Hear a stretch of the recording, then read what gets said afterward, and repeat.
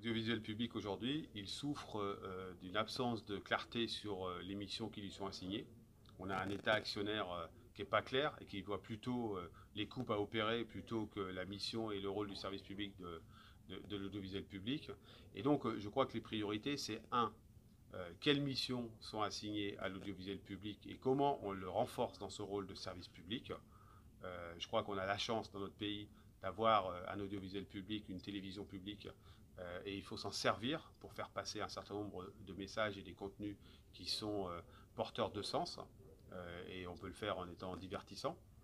Deux, je crois qu'il faut s'interroger sur le modèle industriel de l'audiovisuel public, de la télévision publique. Ça veut dire quoi? Ça veut dire que la capacité à produire du contenu en propre et à le diffuser, c'est extrêmement important.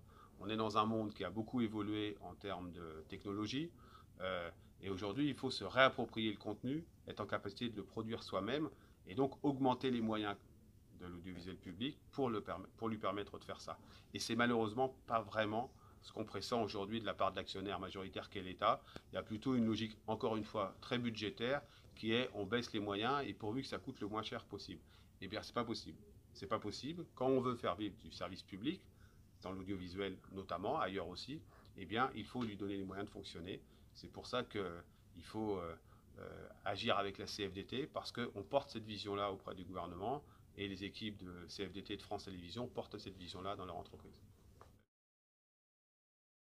Le problème de la mise en place du CSE à France Télévisions, c'est qu'il y a une forme de centralisation, là où le dialogue social il est efficace quand il est au plus près de la vie des salariés. Au plus près de la vie des salariés, ça veut dire être en capacité d'avoir des instances de proximité qui discutent évidemment de la vie au travail, mais également de la stratégie de l'entreprise. Donc je pense que le CSE de France Télévisions est trop centralisé, ce qui n'empêche pas pour autant de porter nos propositions et de porter les avis de la CFDT dans ce cadre-là. Notre pays aujourd'hui il a besoin de vision, de sens, et je crois que les deux grandes priorités, c'est la lutte contre le réchauffement climatique et la lutte contre les inégalités.